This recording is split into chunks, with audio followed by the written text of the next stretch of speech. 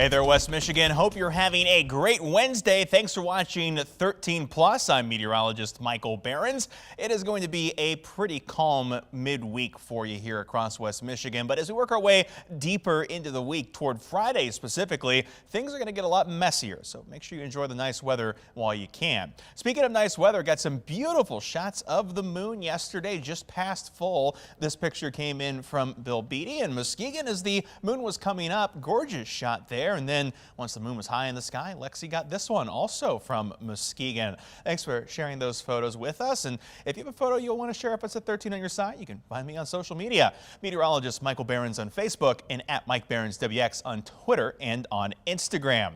Those temperatures this morning were not too bad, hanging around in the 20s. Certainly could be colder this time of the year. It will be more comfortable in the afternoon. You can already see the sunshine taking over as we start the day. 13 weather ball lit up in green as no changes foreseen.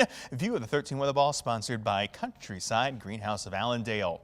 We're looking at temperatures as of about 8 a.m. that were still 20s, now rising into the 30s, but those will quickly change as we head through the afternoon. Winds pick up today, but not by a lot, 5 to 15 as we work our way through this Wednesday. Those temperatures, though, they rise to the 40s as sunshine comes out this afternoon.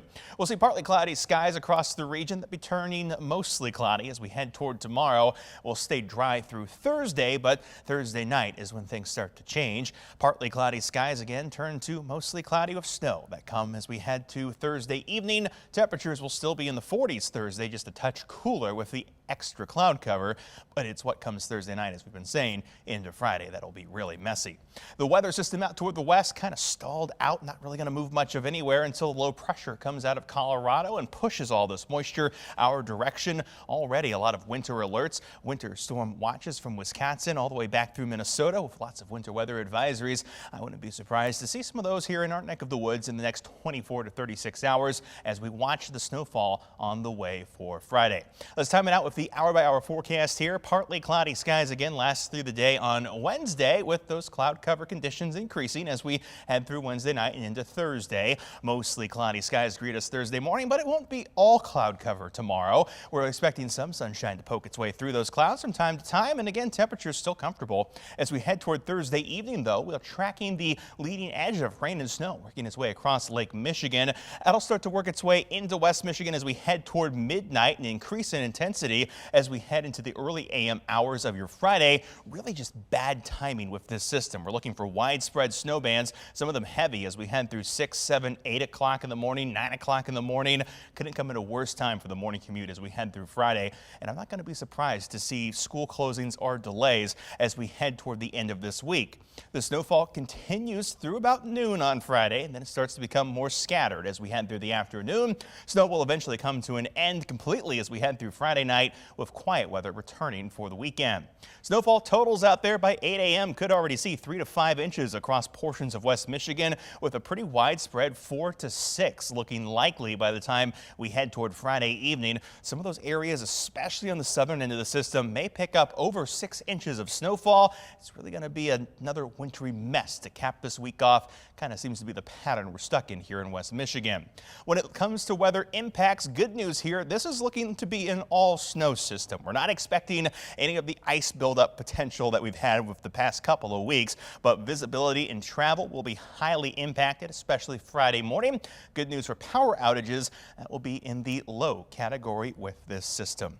Well, let's not think about that too much, though. Let's think about the weather we have to enjoy today, and that includes temperatures hanging around in the 40s on the lakeshore through Wednesday afternoon. Those temperatures a bit cooler for our northern counties, hanging around low to mid 40s. Up toward the north, temperatures from Grand Rapids to the south, mid 40s, 44 in the city, 45 in Kalamazoo.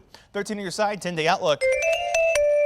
Temperatures stay in the 40s through Thursday, then fall as the snow comes for Friday. They don't really recover after that either. We stay below average through the weekend and through most of next week before temperatures finally come back up into the 40s with some rain and snow just in time for St. Patrick's Day.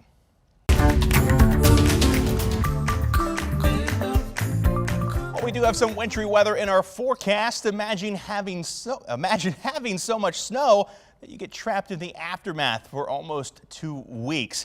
That was a reality for one San Diego family. Heather Myers from our sister station, CBS News 8 in San Diego, reports.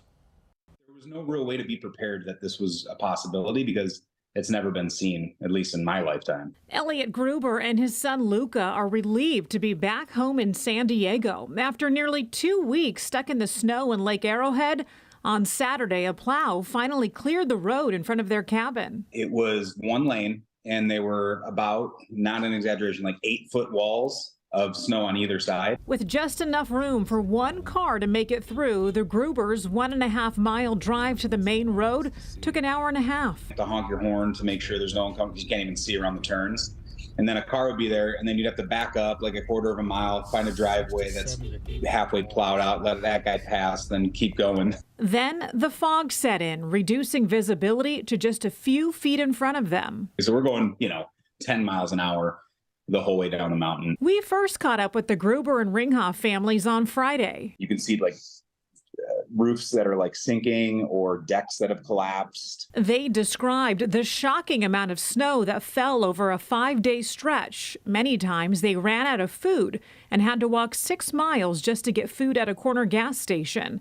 Then Friday night, the cabin a few doors down, which once looked like this, burned to the ground. But they had so many other calls to go on that some of the neighbors were out there. They just attached a fire hose to the fire hydrant and just said, here, just open up the valve and spray it if any fires start coming. We have other calls that we have to go to. Now, finally back home, they say they're thankful for the people of Lake Arrowhead who rallied together to support each other. Do you guys ever want to see snow again? I would love to see snow again, but not 5 feet of snow.